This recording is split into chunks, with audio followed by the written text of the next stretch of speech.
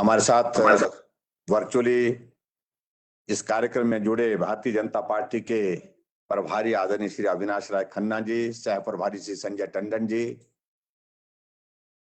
माननीय मंत्री श्री राजेंद्र गर्ग जी, डॉक्टर राजीव सहजल जी, पार्टी के महामंत्री श्री पवन राणा जी और सभी माननीय विधायकगण, शिमला से हमारे साथ में माननीय विधायक जी आर कटवाल जी, त्रिलोक जम्वाल जी भी हमारे साथ जुड़े हैं। अब अमिताभ अवस्थी सचिव स्वास्थ्य विभाग के, वो भी हमारे साथ यहाँ से जुड़े हैं। Deputy commissioner Bilaspur, deputy commissioner Hamirpur, इनके साथ सभी अधिकारी, स्वास्थ्य विभाग के सभी अन्य अधिकारीगण और उपस्थित सभी भाई और बहनों, हमारे लिए प्रसन्नता का विषय है जब इस प्रकार का संकट पूरा विश्व जिसका सामना कर रहा है और इस संकट के क्षण में आदरणीय मोदी जी के नेतृत्व और मजबूती के साथ जो है भारत खड़ा है। ऐसे में हिमाचल प्रदेश में हम सब लोगों को हौसला देने के लिए, सहयोग देने के लिए केंद्र में आदरणीय श्री जगत प्रकाश नड्डा जी और हमारे श्री अनुराग ठाकुर जी जिस भी रूप में हिमाचल प्रदेश को संकट की घड़ी में सहयोग जो भी कर सकते हैं, मदद कर सकते हैं, उसमें कहीं भी किसी भी तरह से कोई कमी नहीं छोड़ रहे हैं। यह हमारे लिए बहुत संतोष का भी विषय है, यह हमारे लिए हर्ष का भी विषय है। मैं आदरणीय श्री जगत प्रकाश नड्डा जी का आभार व्यक्त करना चाहूंगा। भाई अनुराग ठाकुर जी का विशेष तौर से आभार व्यक्त करना चाहूंगा। पिछले दिनों आपने हिमाचल प्रदेश के लिए जो मदद केंद्र से भेजी, उस मदद को हमने जहां पहुंचाना था वहां पर पहुंचा करके वो जिन लोगों के लिए वो पहुंचनी चाहिए थी उस जगह तक पहुंचाया है और बहुत बड़ा एक योगदान उस दृष्टि से भी आपका रहा है। और उसी के साथ आज बिलासपुर और हमीरपुर में दो जगह ऑक्सीजन के जो हमारे पीएसए प्लांट्स 140 एलपीएम के, जिनका विधिवत आज एक तरह का शिलान्यास हुआ और बहुत जल्दी वो बन करके तैयार होंगे। इस संकट के क्षण में जिस चीज की सबसे ज्यादा आवश्यकता है उस कमी को पूरा करने में भी ये कार्यक्रम अपना योगदान दे रहा है और जिसमें आज के इस कार्यक्रम में जुड़ करके आदरणीय नड्डा जी, आदरणीय अनुराग ठाकुर जी का मैं आभार व्यक्त करना चाहूंगा कि आपने ये बहुत बड़ी मदद हिमाचल प्रदेश को इस संकट के क्षण में जो दी है, इसको हमेशा हम स्मरण करेंगे। हिमाचल प्रदेश में इन दिनों में हम देख रहे हैं कि जहां मामलों में कमी भी आ रही है, वहां हमको तैयारी की दृष्टि से बहुत सारी चीजें आज आगे आने वाले समय के लिए करनी है, उस काम में हम जुटे हुए हैं। आज इस कार्यक्रम से पहले सोलन जिला में हमने 200 बेड कैपेसिटी के साथ जो राधा स्वामी सत्संग का जो हमारा स्थान है वहां पर उसकी शुरुआत की है। और इस तरह से हिमाचल प्रदेश में मैं कह सकता हूं कि जो हमारा एक लक्ष्य था, हमने कहा था कि हम 5000 की बेड कैपेसिटी हिमाचल प्रदेश में कोविड के इस दौरान तैयार करेंगे, उस लक्ष्य को हमने पूरा किया है।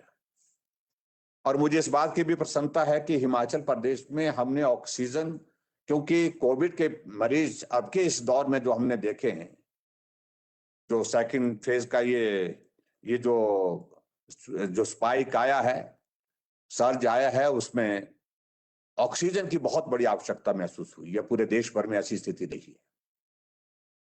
जहां हिमाचल प्रदेश में हम पहले दौर में देख रहे थे 12-15 और 17-18 तक ज्यादा से ज्यादा मामले हिमाचल प्रदेश में आईसीयू में गए थे, अब की बार ये आंकड़ा बहुत बड़ा हुआ। 200 से ज्यादा एक साथ में लगभग 200-250 लोग जो है वो वेंटिलेटर पर हिमाचल प्रदेश में आईसीयू में भी रहे। और इस बात को भी हम देख रहे हैं कि बिलासपुर और हमीरपुर जिला भले छोटे जिले हैं, फिर भी उसके बावजूद अगर बिलासपुर में हम देखें कि 894 अभी तक भी एक्टिव केसेस हमारे पास हैं, और हमीरपुर में इससे भी ज्यादा 1041 केसेस जो है एक्टिव केसेस अभी भी हमारे पास कोविड के हैं। बिलासपुर में 67 लोगों की दुखद मृत्यु हुई, और हमीरपुर का आंकड़ा सही मायने में मैं कहूं कि वो थोड़ा चिंता में हमको डालने के लिए बहुत बड़ा है। ये 225 लोगों की दुखद मृत्यु हमीरपुर जिला में हुई है। भले ही हम आंकड़ों के मामले में इन दिनों में काफी तेजी से जो है वो नीचे लाने में सफलता हमको प्राप्त हुई है। 40,000 से ज्यादा का आंकड़ा एक्टिव केस का अब 14,900 तक पहुंच गया। लेकिन फिर भी उसके बावजूद जहां मृत्यु की अगर हम कहें तो मृत्यु का आंकड़ा बहुत बड़ा अभी तक भी है। 3,111 दुखद मृत्यु हिमाचल प्रदेश में इस कोविड के संक्रमण के इस दौरान हुई है। मैं बहुत लंबी बात नहीं कहूंगा आज के इस कार्यक्रम में। मुझे तो आभार व्यक्त करना है इस संकट के क्षण में, जहां से भी जिस रूप में भी मदद छोटी है बड़ी है जो भी मिल रही है, ये मेरा दायित्व बनता है कि मैं उन सभी का आभार व्यक्त करूं। और आज के इस कार्यक्रम के माध्यम से मैं एक बार फिर से राष्ट्रीय अध्यक्ष श्री जगत प्रकाश नड्डा जी का, भाई अनुराग ठाकुर जी का हृदय से आभार व्यक्त करता हूं कि आपने थोड़ी नहीं बहुत बड़ी मदद हिमाचल प्रदेश को इस संकट के क्षण में दी है। जिस रूप में भी दे सकते थे, जहां से भी दे सकते थे, उस तरह से आपने जो प्रयत्न किया है, प्रयास किया है, ये स्वागत योग्य है, और इसके लिए मैं हृदय से आपका आभार व्यक्त करता हूं। मुझे इस बात को लेकर के भी प्रसन्नता है कि भारतीय जनता पार्टी की केंद्र सरकार का 7 वर्ष का कार्यकाल पूरा हुआ, और 2 वर्ष वर्तमान कार्यकाल के जो है आदरणीय प्रधानमंत्री जी ने पूर्ण किए। इसके लिए भी मैं आदरणीय जगत प्रकाश नड्डा जी को और सभी को मैं बधाई देता हूं। और निश्चित रूप से इन 7 साल के कार्यकाल में भारत ने एक अलग मुकाम को हासिल किया है। उस दृष्टि से हिमाचल प्रदेश में भी हमारा 3.5 साल का कार्यकाल पूरा होने जा रहा है, और इस कार्यकाल के दौरान जो भी संभव हो सका है, हिमाचल प्रदेश में विकास की दृष्टि से हमने काम करने की कोशिश की। कोविड के चलते जो जिस प्रकार का संकट हमारे सामने आए, उस संकट से प्रदेश को कैसे बाहर हम ला सकें, और हिमाचल प्रदेश के हर एक नागरिक के जीवन को हम कैसे सुरक्षित कर सके, उसके लिए जो भी प्रयत्न किया जा सकता तो वो प्रयत्न करने की हमने भरपूर कोशिश की है। वैक्सीन के अभियान के संदर्भ में भाई अनुराग ठाकुर जी चिंता जाहिर कर रहे थे। मुझे इस बात को लेकर के संतोष है, और संतोष ही नहीं, मुझे इस बात की प्रसन्नता भी है कि हिमाचल प्रदेश में हमने 23 लाख से ज्यादा डोजेस जो 45 से ऊपर की आयु के लिए जो अभी तक हम लगा चुके हैं, और पूरे देश भर में वैक्सीन के मामले में हिमाचल पहले स्थान पर है। 33% से ज्यादा वैक्सीनेशन का हमारा काम पूरा हुआ है। और उसके साथ साथ में दूसरा पार्ट जो वेस्टेज का है, वैक्सीन वेस्टेज का है, हिमाचल उसमें भी पूरे देश भर में पहले 2 राज्यों में से हैं जहां वैक्सीन सबसे कम, 0 वेस्टेज हिमाचल प्रदेश में। इस प्रकार से हमने इस काम को आगे बढ़ाने के लिए कोशिश की है। मैं आज के इस कार्यक्रम में जो हमारे कोरोना वॉरियर्स हैं, हेल्थ केयर वर्कर्स हैं, फ्रंटलाइन वर्कर्स हैं, सबका हृदय से आभार व्यक्त करता हूं। सब लोगों ने मदद की है, सब लोगों का जो है वो आभार करना मुझे लगता है कि बहुत ही उचित होगा इस अवसर पर, जिन्होंने अपने जीवन को भी संकट में डाल करके हिमाचल प्रदेश के हर एक कोविड के पेशेंट की मदद करने की कोशिश की है। होम आइसोलेशन किट हम सभी कोविड पेशेंट जो सेकंड फेज की वेव में संक्रमित हुए हैं, चाहे वो होम आइसोलेशन में हैं, चाहे वो हॉस्पिटल में हैं, उनके लिए उपलब्ध करवा रहे हैं। और इसके अतिरिक्त और भी जो मदद हम करने की स्थिति में आने वाले समय में हो पाएंगे, उसके लिए भी हम निश्चित रूप से कोशिश करते रहेंगे। पिछले कल हमने हिमाचल प्रदेश में जो ऐसे बच्चे जो अनाथ हो गए, जिनके माता पिता नहीं रहे, इस संक्रमण ने उनके माँ बाप का आशीर्वाद उनके ऊपर से जो है वो दूर किया।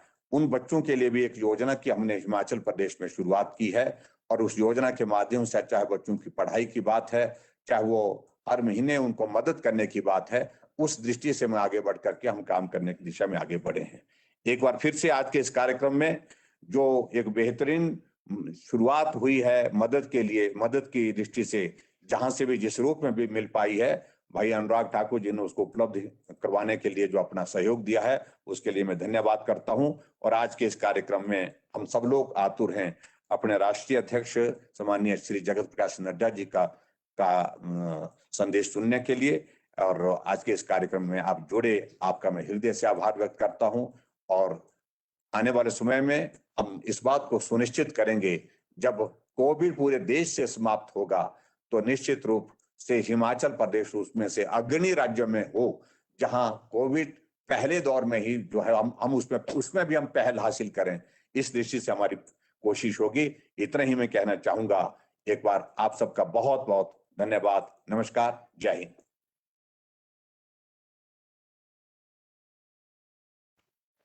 धन्यवाद महोदय, आपके आशीर्वचनों के लिए, आपके शुभाशीष के लिए। हम पूरी तरह से आश्वस्त हैं कि आपके गतिशील नेतृत्व में हिमाचल प्रदेश कोरोना से इसी तरह जंग जीतने में अपनी अहम भूमिका निभाता रहेगा। इससे पूर्व कि आज के मुख्य अतिथि हमें अपना आशीर्वचन दें, यहाँ शिमला से हमारी जो तकनीकी टीम है उनसे विनम्र आग्रह रहेगा, एक छोटा सा वीडियो है जो कि उसके संचालन के लिए जो है विनम्र आग्रह रहेगा शिमला से जो हमारी तकनीकी टीम है।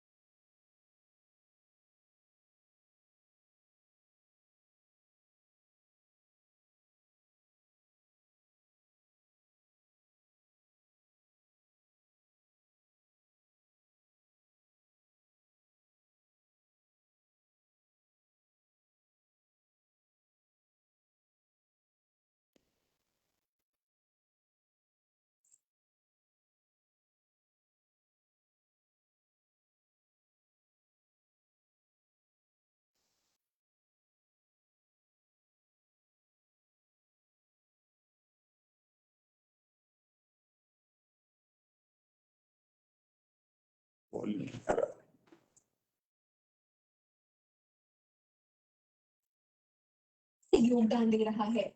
इसी कड़ी में हमीरपुर संसदीय क्षेत्र से सांसद श्री अनुराग ठाकुर न सिर्फ अपने संसदीय क्षेत्र बल्कि पूरे हिमाचल की मदद के लिए आगे आए हैं।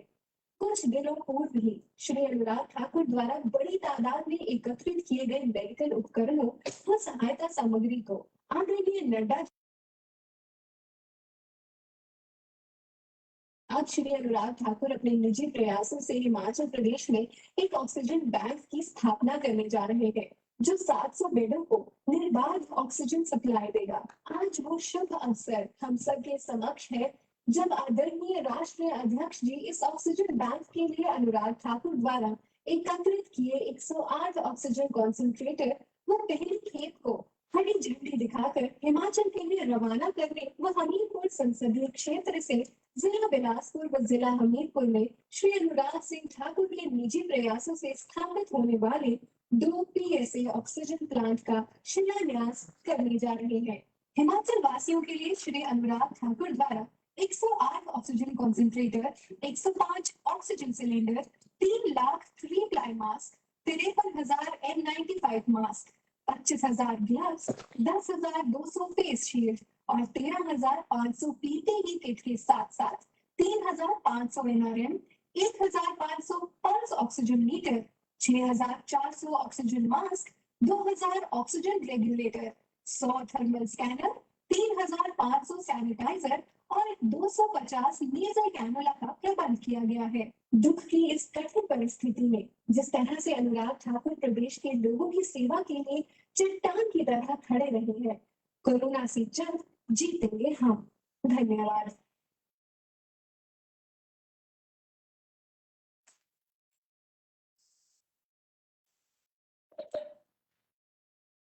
और इसके बाद जिन पलों का हमें बेसब्री से इंतजार है, आज के समारोह के हमारे मुख्य अतिथि परम आदरणीय श्री जगत प्रकाश नड्डा जी, माननीय महोदय से आग्रह रहेगा हम सबका मार्गदर्शन करने के लिए।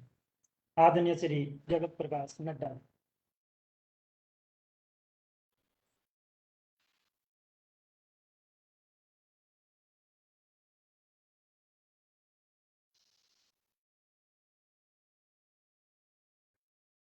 भारतीय जनता पार्टी के हमारे प्रदेश के अध्यक्ष श्री सुरेश कश्यप जी, हमारे हिमाचल प्रदेश के यशस्वी मुख्यमंत्री सम्माननीय जयराम ठाकुर जी, हमारे भारत सरकार में मंत्री और हमारे छोटे भाई जिनके कारण आज ये कार्यक्रम हो रहा है, ऐसे हमारे श्री अनुराग ठाकुर जी।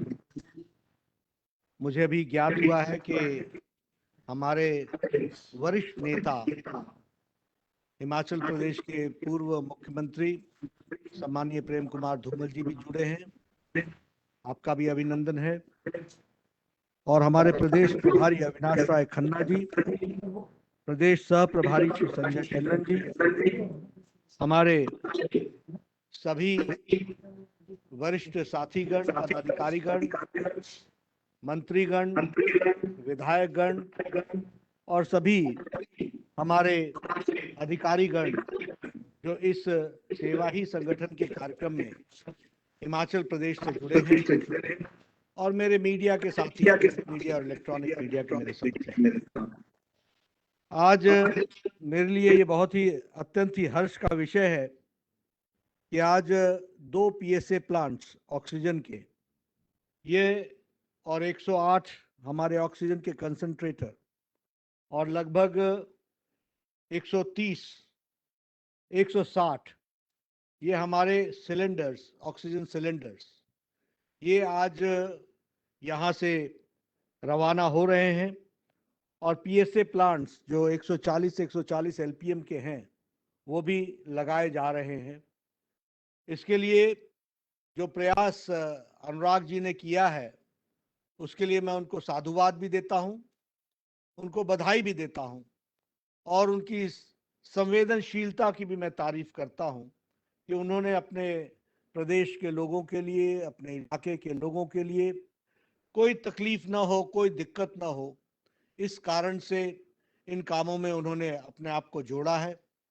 16 मई को बहुत बड़ी संख्या में, जो अभी एक फिल्म दिखाई गई उसमें वो संख्या बताई गई है, लेकिन बड़ी संख्या में उन्होंने अपने आप को जोड़ा और लोगों को वहां तक वो सामग्री पहुंच सके ताकि इस विपत्ति काल में, इस आपदा के समय में हिमाचल प्रदेश में लोगों के इलाज में कोई कमी न रह जाए। इसके लिए उन्होंने जो प्रयास किया है उसके लिए मैं उनको बहुत बहुत साधुवाद देता हूं, बधाई देता हूं, जिस लगन के साथ उन्होंने इस काम को आगे बढ़ाया है। मित्रों, जैसा कि हमारे पूर्व वक्ताओं ने बताया है कि सेवा ही संगठन पार्ट 2 का कार्यक्रम भारतीय जनता पार्टी प्रधानमंत्री मोदी जी के नेतृत्व में और उनके मार्गदर्शन में हम सब लोग करने का प्रयास कर रहे हैं। मुझे खुशी है कि कल हम लोगों ने तय किया था कि हम लगभग 1 लाख गांव में हमारे करोड़ों कार्यकर्ता सेवा का काम करेंगे और इसी प्रकार से लगभग 50,000 ब्लड यूनिट्स हम 3 दिनों के अंदर 28th, 29th और 30th को हम इकट्ठा करेंगे। मुझे आपको बताते हुए खुशी हो रही है कि अभी सिर्फ 20 राज्यों की ही रिपोर्ट्स पहुंची है और अभी हम आकलन कर रहे हैं, बाकी राज्यों की रिपोर्ट्स आएगी, लेकिन we have cross the target और 1 लाख से ज्यादा गांव में हम और बस्तियों में सेवा कार्य का काम भारतीय जनता पार्टी के कार्यकर्ताओं ने किया है। और उसी तरीके से जो हमारा ब्लड डोनेशन का यूनिट था 50,000 यूनिट्स देने का, उसके भी हम लक्ष्य के पास पहुंच गए हैं। इस तरीके की रिपोर्ट्स आई है। मित्रों, हम जानते हैं कि ये विपत्ति काल है, ये आपदा का समय है। हमें यह भी मालूम है कि लोगों को तकलीफ रही है, बहुत लोगों ने अपनों को खोया है। ये संवेदनशील मामला है, ये हम सब के दिल का मामला है और हम सब पूरी विनम्रता के साथ और पूरी संवेदनशीलता के साथ उन परिवारों के साथ खड़े हैं जिन्होंने अपनों को खोया है। लेकिन मित्रों, यह भी सच्चाई है कि यह ट्रेजेडी, यह आपदा, ये शताब्दी में हम लोगों ने नहीं देखी थी। और इस तरीके की आपदा में जिस तरीके से भारत सरकार ने प्रधानमंत्री जी के नेतृत्व में पूरी ताकत से इस लड़ाई को लड़ा है, उसको भी हमको समझने की आवश्यकता है। मित्रों, हम सब जब जानते हैं कि 80 करोड़ की जनता को पहले जब लॉकडाउन लगा था तब, यानी अप्रैल महीने से लेकर नवंबर महीने तक हमारी भारत सरकार ने जहां 80 करोड़ जनता को 5 किलो गेहूं चावल, 5 किलो गेहूं आटा, गेहूं और 1 किलो दाल प्रति व्यक्ति जो देने का तय किया था, उस कार्य को पूरे नवंबर महीने तक चलाया गया। और अब फिर से यही 80 करोड़ जनता को फिर से मुफ्त अनाज देने का, 5 किलो चावल, 5 किलो गेहूं, 1 किलो दाल, ये देने का जो तय किया है, उसको भी हम लोग ध्यान में ले कि किस तरीके से, ताकि हमारा गरीब व्यक्ति लॉकडाउन में, पार्शियल लॉकडाउन हो या कंप्लीट लॉकडाउन हो, उसमें उसको भूखा ना रहना पड़े, उसकी व्यवस्था हो सके, इस तरीके के कार्यक्रम को आगे बढ़ाया है। मैं हिमाचल सरकार के अधिकारियों से भी निवेदन करूंगा कि इस कार्यक्रम को पूरी तन्मयता के साथ और लगन के साथ, because you have to look for the people also, those who need, those who are the needy, और उनकी हमको चिंता करनी पड़ेगी। तो इस कार्यक्रम को भी हमको पूरी ताकत से लगाना चाहिए। और जब मैं भारत के परिप्रेक्ष्य में बात करता हूं और जब मैं 80 करोड़ कहता हूं, तो हमको यह भी समझना चाहिए कि 80 करोड़ का मतलब क्या है। 80 करोड़ का मतलब है the whole of America, the whole of Canada, the whole of Mexico, and the whole of Europe all together is this 80 crores, equivalent to 80 crores. यानी इन देशों के बराबर के लोगों को हम मुफ्त अनाज दे रहे हैं, इस बात को भी हमको समझना चाहिए। अगर हम बात करें फर्टिलाइजर की, तो 140% सब्सिडी बढ़ाई गई। आधा फर्टिलाइजर का, डीएपी का दाम देने का काम प्रधानमंत्री मोदी जी ने किसानों की चिंता करते हुए उसी समय कर लिया गया। अगर हम बात करें किसानों के लिए, तो हम सबको मालूम है कि लगभग 10 करोड़ किसानों को 1,36,000 प्रधानमंत्री सम्मान निधि के तहत उनको दिया जा चुका है। और अभी 14 मई को लगभग 19,000 करोड़ रुपए की 8वीं किश्त 9 करोड़ 50 लाख हमारे किसान भाइयों को दिया गया। और उनको यह राहत और यह सम्मान निधि उस समय दी गई जब उनको सबसे ज्यादा आवश्यकता थी। मित्रों, अगर मैं पूर्व स्वास्थ्य मंत्री रहा हूं, मुझे स्वास्थ्य के बारे में अच्छी जानकारी भी है और वो मैं आपके साथ शेयर करना चाहता हूं। मित्रों, यह देश 130 करोड़ का देश है। जब मैं इंटरनेशनल प्लेटफॉर्म्स पर जाता था तो मैं हमेशा कहता था, don't compare India with any other country. India is a country which is democratic country. India is a country which is federal in nature. Constitutionally, it is federal in nature. In spite of all that, they see the size and of the number. उसके बावजूद ये भारत है जो कोई भी कार्यक्रम लेता है, it becomes India's world's largest program. इस बात को हमको समझना चाहिए।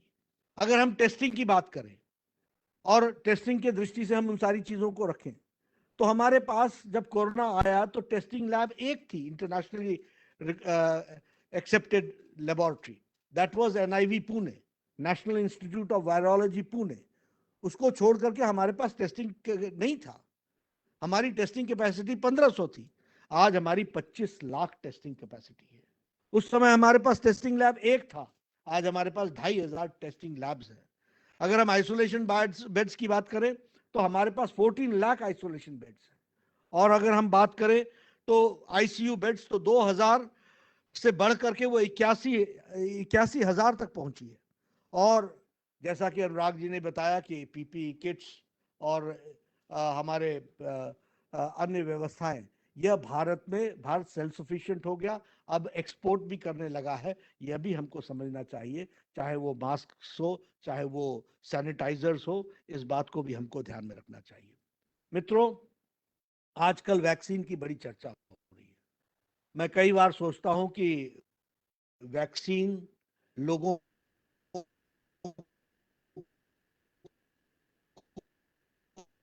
को राहत दिलाने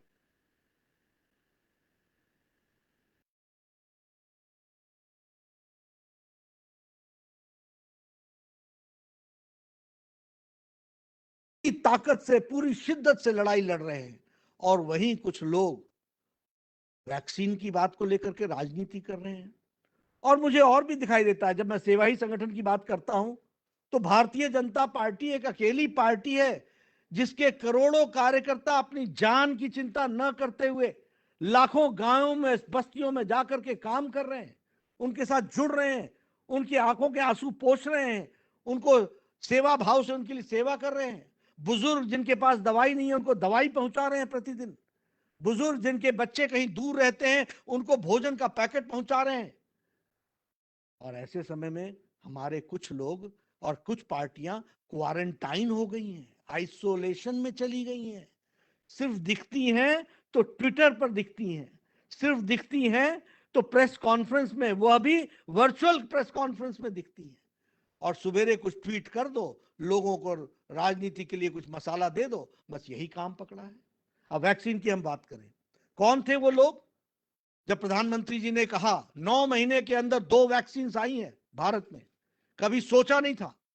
We were a country who had always expected that we will get vaccines from Europe, from other countries. And here is a prime minister who decided that we will do the research, whatever we have to do हम करेंगे, लेकिन हम vaccine produce करेंगे। उन्होंने भारत के उद्यमियों को इसके लिए जगाया, इसके लिए लगाया। उन्होंने भारत के साइंटिस्ट को प्रोत्साहन दिया, और 9 महीने के अंदर एक नहीं 2 वैक्सीन भारत में उपलब्ध हुई। और उस समय ये नेता क्या कहते थे, भारत वैक्सीन बना पाएगा क्या? इसके ट्रायल हुए हैं क्या? थर्ड ट्रायल हुआ है क्या? क्लिनिकल ट्रायल्स हुए हैं क्या? क्या हम जान को जोखिम में डालने वाले हैं क्या? लोगों के मन में भ्रम पैदा करना, लोगों के मन में एक शंका पैदा करना, ये काम इन लोगों ने किया। और आज ये वैक्सीन वैक्सीन वैक्सीन इस हल्ला को लेकर के चल रहे हैं। I'm an ex-health minister. I know any medicine which has to come into full swing in production, it takes 7 to 8 to 9 months according to the demand. और यहाँ तो डिमांड सीधे 130 करोड़ की है। लेकिन उसके बावजूद भी प्रधानमंत्री जी ने जिस तरीके से इस काम को आगे बढ़ाने का काम किया है, ये 2 कंपनियां, आज 13 कंपनियां इस काम को कर रही हैं। आने वाले समय में 19 कंपनियां इस काम को करेंगी। और इसके साथ साथ भारत बायोटेक जो 1 करोड़ वैक्सीन बनाता था, वो अब 10 करोड़ का उत्पादन अक्टूबर महीने में करना शुरू कर देगा। यह भी हमको समझना चाहिए, इसको भी हमको ध्यान में रखना चाहिए। और आपने नीति आयोग का वो विस्तृत बयान सुना है, उसमें उन्होंने रोड मैप बनाया है। उस रोड मैप के तहत इस साल के अंत तक हम सभी को वैक्सीनेट करने में सफल होंगे। इस बात को हमको ध्यान में रखना चाहिए। ऑक्सीजन की अगर हम बात करें, किसको मालूम था the way the cases shooted up, ये सबको मालूम है। लेकिन 1 सप्ताह के अंदर प्रधानमंत्री जी ने ऑक्सीजन की कमी को पूरा करते हुए सारे देश को आगे बढ़ाने का काम किया है। इस बात को हमको समझना चाहिए। We had the capacity of 3000 metric tonne and within 1 week we had the capacity of 9446 metric ton. ये हम लोगों ने प्रयास किया, प्रधानमंत्री जी के नेतृत्व में काम हुआ।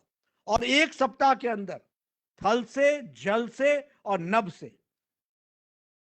पानी से, जमीन से और वायु से इस ऑक्सीजन के ट्रांसपोर्टेशन को करके लोगों तक पहुंचाने का काम हमारे प्रधानमंत्री ने किया। इस बात को हमको समझना चाहिए। और आज 1500 पीएसए प्लांट्स लगाने का काम, इसके लिए भी पीएम केयर फंड के तहत ये काम चल रहा है। हिमाचल प्रदेश की सरकार से मैं निवेदन करूंगा कि हमारे सारे मेडिकल कॉलेजेस और हमारे सारे जिला के अस्पताल, ये ऑक्सीजन प्लांट्स उसमें लग जाने चाहिए। 2 में तो खैर आज ही पीएसए प्लांट्स लग जाएंगे, लेकिन बाकी भी लग जाने चाहिए। मुझे बताया गया है कि ऑन प्रायोरिटी बेसिस आप 5 पीएसए प्लांट्स लगाने वाले हैं। उस काम को आप जल्दी करेंगे, ऐसा मेरा मानना है। उसी तरीके से जहां तक ब्लैक फंगस का सवाल है, उसके लिए भी 4 कंपनियों बनाती हैं, वो 9 कंपनियां बनाएंगी और उसको भी हम तीव्र गति से आगे बढ़ाएंगे। इस तरीके से इस काम को हम लोगों ने बढ़ाने का प्रयास किया है।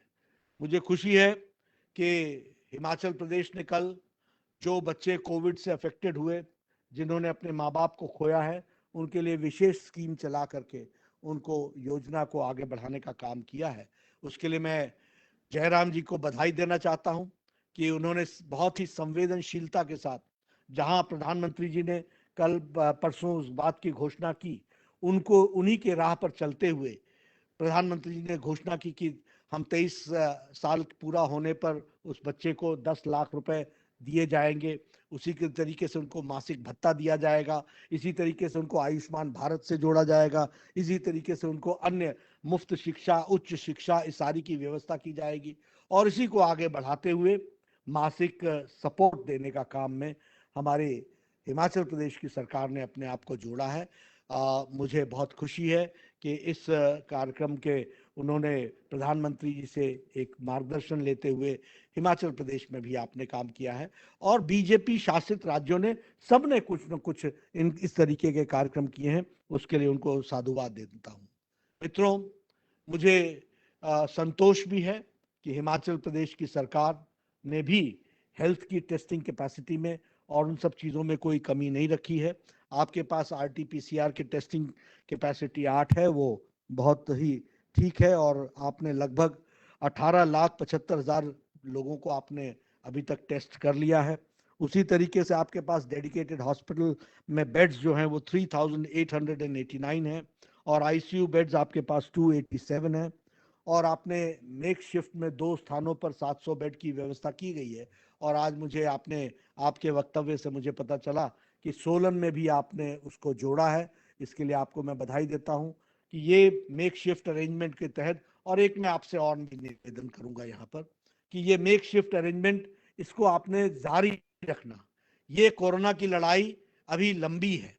ये दिस ईयर आप ये समझ करके चलिए कि this is dedicated to corona. हम सब लोगों को, सेवा ही संगठन में मैंने अपने सभी साथियों को कहा है कि हम मानसिक रूप से तैयार रहें, और इसलिए ये टेम्परेरी मेक शिफ्ट अरेंजमेंट को भी आप सेमी परमानेंट ही समझिए। इसको आपने व्यवस्था बनाए रखना, कब जरूरत पड़ सकती है। मैं किसी को पैनिक नहीं करना चाहता, मैं किसी को डराना नहीं चाहता, लेकिन व्यवस्था माकूल तैयार रहनी चाहिए। ये हमारी जिम्मेवारी रहती है, इसको हमको पूर्ण करना चाहिए, ऐसा मैं जरूर कहूँगा। उसी तरीके से आपने वैक्सीनेशन में 19 लाख लोगों को फर्स्ट डोज दे दिया है, 4.5 लाख लोगों को आपने सेकंड डोज दे दिया है। ये बहुत ही अच्छी बात है। और आज आपने सोलन का भी डेडिकेटेड मेक शिफ्ट कोविड का बेड्स की व्यवस्था की है, उसके लिए भी आपको बधाई देता हूँ। जहां तक सेवा ही संगठन का सवाल है, हमारे यहाँ लगभग 19,500 से ज्यादा ब्लड डोनेशन कैंप्स हो चुके हैं, 4,000 से ज्यादा हेल्पलाइन सेंटर्स चल रहे हैं, और उसी तरीके से 1 करोड़ से ज्यादा फेस मास्क बांटे जा चुके हैं, और लगभग हम लोगों ने 50 लाख से ज्यादा लोगों को फूड पैकेट्स और राशन किट्स दिया है। तो इस तरीके से हम सेवा कर रहे हैं, और हिमाचल प्रदेश भी पीछे नहीं है। लगभग 5.5 लाख फेस मास्क आपने बांटे हैं, लगभग आपने कोई 7,000 के आसपास आपने फूड पैकेट्स और 5,000 के आसपास आपने राशन किट्स बांटे हैं। आप सबको भी इसके लिए साधुवाद और बधाई। मुझे खुशी है कि अनुराग जी ने इस बात को भी कहा है कि हम लगभग 700 बेड्स, आज तो 330 बेड के लिए ऑक्सीजन की व्यवस्था होगी, लेकिन 700 बेड्स के लिए आने वाले समय में वो उसको ICU, वो उसको ऑक्सीजन युक्त कर देंगे। इसके लिए मैं उनको बधाई देना चाहता हूं कि इस तरीके से मुझे बताया गया है कि शायद 500 के LPM का आप ऊना में लगाने वाले हैं, तो वो एक अच्छी पहल होगी, एक अच्छा काम होगा, और इस तरीके से हम ऑक्सीजन की दृष्टि से पेशेंट्स को अटेंड करने में हमें सुविधा होगी, और हम ऑक्सीजन जिसको ज़रूरत होगी उसको हम देने के लिए हम सक्षम होंगे। इसके लिए मैं आप सबको बधाई देता हूँ। अंत में मैं सिर्फ एक ही बात कहना चाहता हूं कि मित्रों, आपदा काल में हम सब लोग मिल करके इस लड़ाई को लड़ेंगे, और अपने तरफ से जो भी सामर्थ्य हमारे पास है वो सारा सामर्थ्य हम जनता की सेवा के लिए लगाएंगे। यही सेवा ही संगठन का मंत्र है, और हम प्रधानमंत्री जी से प्रेरणा लेते हुए इस काम में अग्रसर होंगे। मैं आपके माध्यम से, मैं कई बार कहता हूं कि कुछ लोग साधक होते हैं, कुछ लोग बाधक होते हैं। साधक का काम होता है साधना करना, हमारा काम है हम साधना करते रहेंगे, हम चलते रहेंगे। और कुछ लोग होते हैं बाधक होते हैं, उनको बाधाएं पहुंचाना ही उनका काम होता है। उनको उनका काम मुबारकबाद, हमें हमारा काम मुबारकबाद। हम आगे बढ़ेंगे।